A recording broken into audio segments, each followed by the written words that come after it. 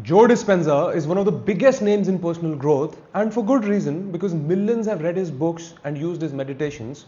But for most people, the real challenge is not understanding his teachings, it is applying them in real life consistently. And that changes today because in this video I'm going to walk you through Joe's 7 core teachings, not as philosophy, but as something you can actually use in real life. And this isn't theory. I went from being a corporate lawyer, barely saving any money, to building my own companies, making 6 figures in my mid-20s, and negotiating multi-million-dollar deals. And a big part of that shift came from actually applying these principles. Now, the first principle is your personality creates your personal reality. This is the foundation of everything Joe teaches, and on the surface, it sounds almost too simple. Like your personality, who you are, how you think, what you believe, is literally constructing the life you're living. But what most people miss is your personality isn't really you. It's a collection of beliefs you adopted over time, mostly before the age of 7, and then you lived them out so consistently that they became automatic. They kind of became invisible. They became what you call, that's just how I am. Try this right now. Finish this sentence without overthinking it. People like me don't. Now, whatever came up, that's a belief. And that belief is shaping your decisions, your emotions, your actions, and your results every single day. Let's say, for an example, if a person constantly tells themselves that money is difficult, they begin to think like someone who expects a struggle. Like they feel stress around money, then they act from fear, and eventually they create a life that matches that pattern. Now, I have lived this far longer than I wish I had. For years, I operated from a belief that I'm not good enough. And I didn't even know I was carrying it. For me, that belief started with just a school report card. And I remember at that time, I had given everything I had, and my teacher wrote a comment, good, but can do better. And at that moment, without even realizing it, I made a conclusion that if my absolute best isn't enough, then I'm not good enough.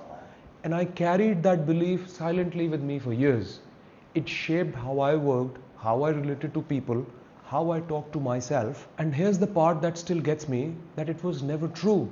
It was a decision made by a child trying to make sense of one sentence written on a piece of paper.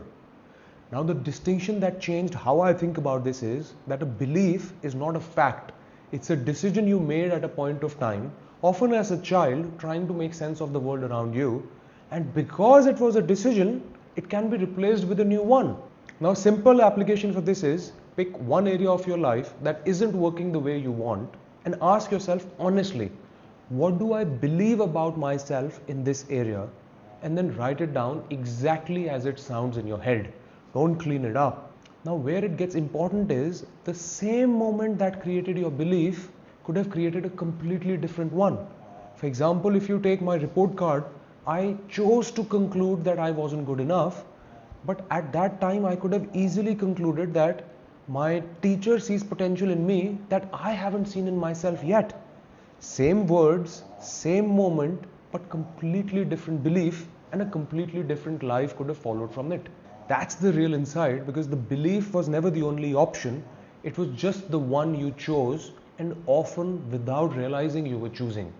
And because it was a choice, even an unconscious one, it can be replaced with a different choice, and this time a more useful one, or the one that actually serves you where you want to go in life. Now, the second principle is elevated emotions plus clear intentions is equal to manifestation. Joe Dispenza's core point here is most people try to create change while they're in the wrong internal state. For example, let's say they're stressed, anxious, overwhelmed, or running on fear and urgency, and from that state, they're trying to build a different life. It doesn't work. I mean, if you really think about it practically, when you're anxious, your thinking at that point of time, it narrows because you can only see what's right in front of you, whether it's the problem, the threat, or the gap between where you are and where you want to be. And that's not a creative state, that's a survival state. What Joe is pointing to is that the emotional state you're operating from determines the quality of what you can create. When you're in a genuinely elevated state where you're clear, calm, even quietly excited, your thinking expands. You make better decisions, you notice opportunities you would have missed, and you act differently. Now, a very useful way to think about it is a clear intention combined with a calm, open internal state is what actually moves things forward. The desire, it gives you direction. The emotional state determines whether that direction has clear passage or gets blocked. Most people have plenty of desire, but what gets in the way is the internal noise. The worry, the doubt, that low level of anxiety that contradicts the desire and cancels it out.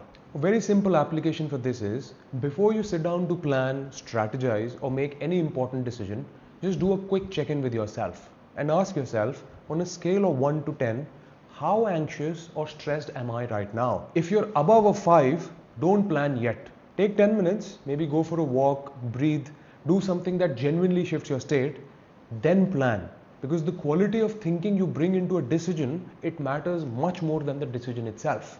Now, the third principle is breaking the habit of being yourself. Joe wrote an entire book on this, and the core idea is very simple, that you are addicted to being who you are. Now, most people are not living consciously, they're living by habit, because they're reacting the same way, they're thinking the same way, they worry about the same things, they even get triggered by the same people, and then they call that personality. But it is really just a habit.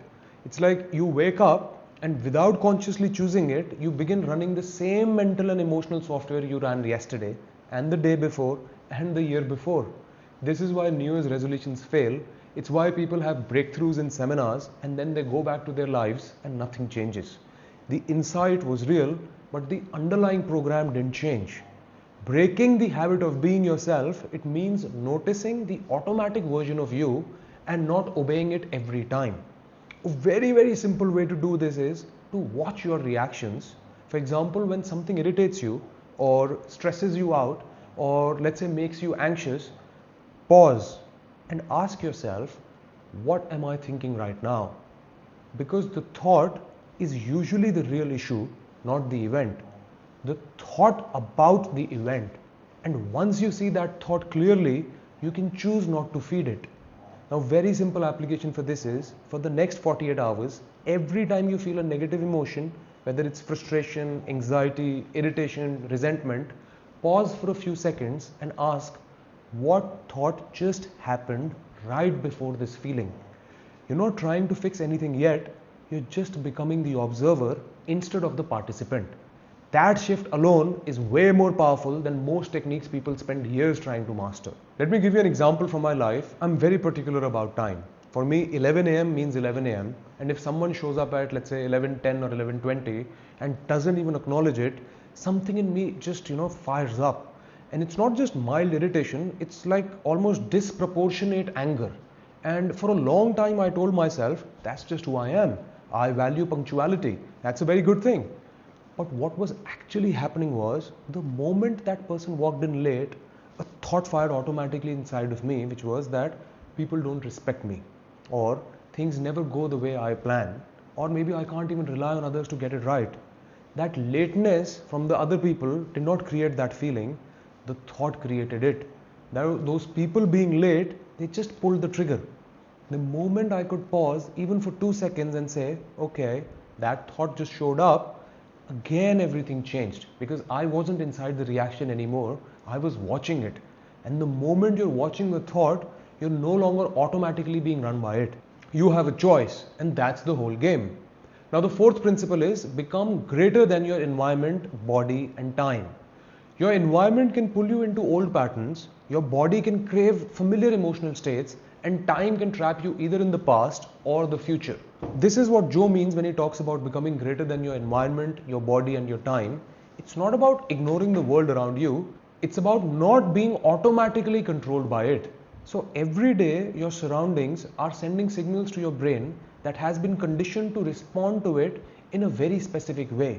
So for example, a certain tone in someone's voice, or a notification that arrives at the wrong moment, or a situation that mirrors something from your past, and before you've even consciously decided anything, your body is already in reaction mode.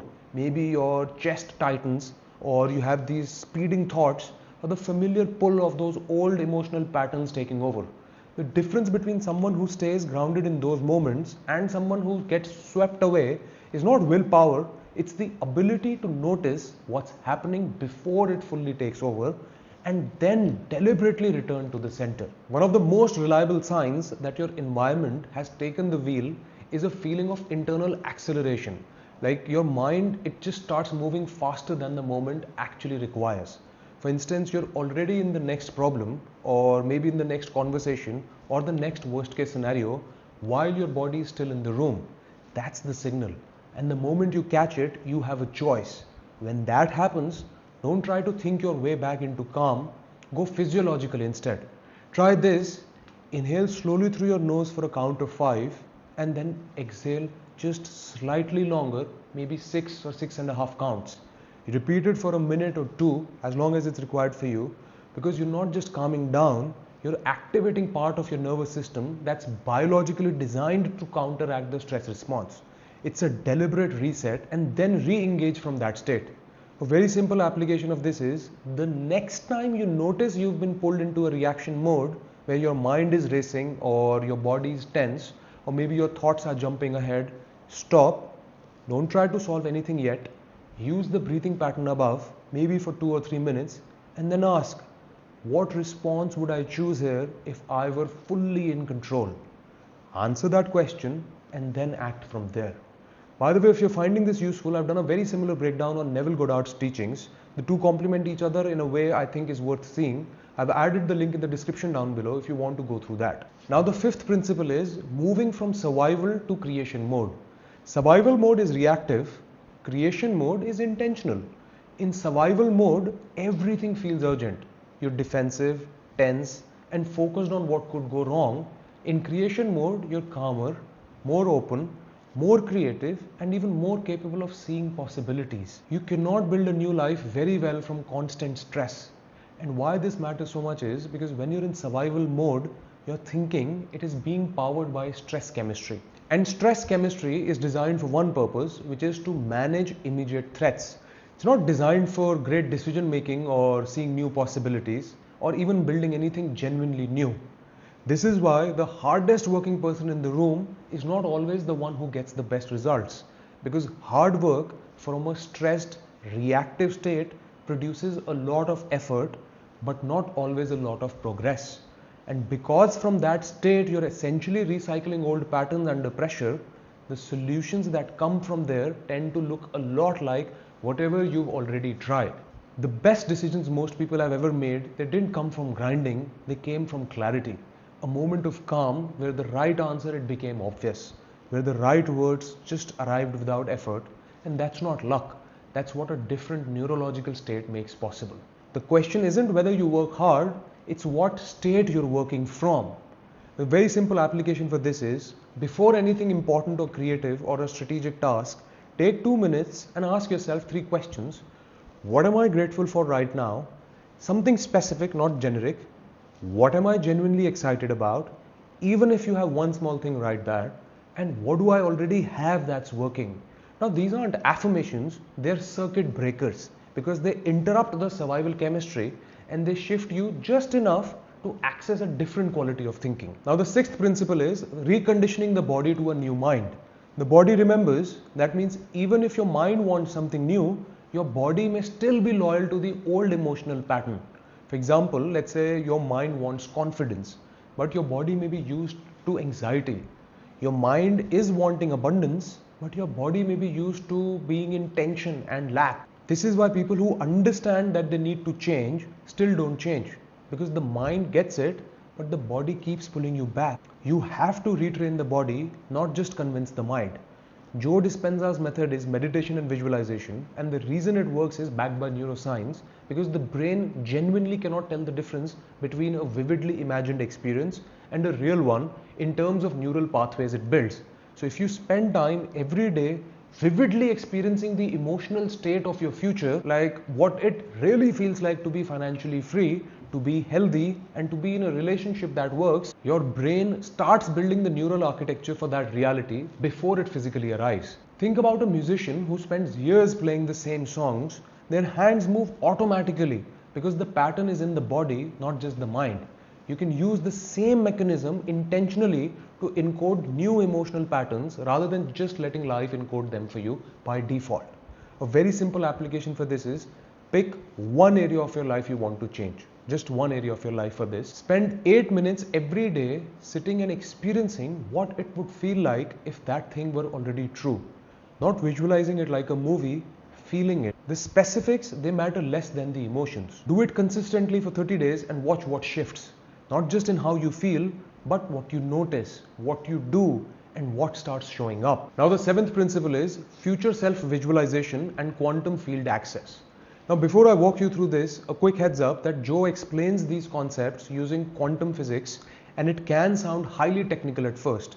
So what I'm going to do is I'm going to share his framework and then immediately translate into very simple, plain and easy to understand language.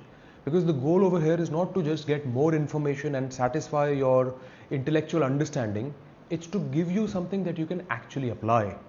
So Joe talks about the quantum field, the idea that all possible versions of your future already exist as potential, and that the version that materializes in your physical reality is determined by the frequency you're broadcasting. Your thoughts, emotions and beliefs, they're not private events happening inside your head, they're signals and life responds to them. Now you don't have to fully buy the physics to use this. A very simple practical version of this is your future self, the version of you who has what you want, thinks differently than you do today. They make different decisions, they respond to challenges differently, they relate to money, health and relationships differently. That future self is not some abstract ideal, it's a different operating system. The work is to start running that operating system now. Not pretending, not forcing positivity, actually asking how would the version of me who has already solved this thinks about it? What decision would they make here? What would they not tolerate? What would they not worry about? And then start doing that. For example, consider someone who has been trying to grow a business but keeps playing small. They're undercharging, they're over-delivering, they're hesitating on big decisions. The version of them who runs a successful business, they don't see the situations the same way. They charge what the value is worth, they make decisions faster, they don't seek approval before moving. To become that person, you don't wait until the business grows, you start making the decisions that person would make today. The business then grows in response. A very simple application for this is, every morning ask yourself just one question. What is one decision I could make today that my future self would be proud of? Not a massive list of life-altering decisions necessarily. Could be just one small thing. Maybe it's sending the email that you've been avoiding, or having the conversation you've been postponing. Maybe setting the boundary you keep letting slide. One decision per day, consistently made from the perspective of who you're becoming, it compounds faster than any strategy. Now these are Joe Dispenza's 7 core principles. If you also want to see how Neville talks about these similar principles, you can watch the video on the screen or in the link in the description down below, and I'll see you there.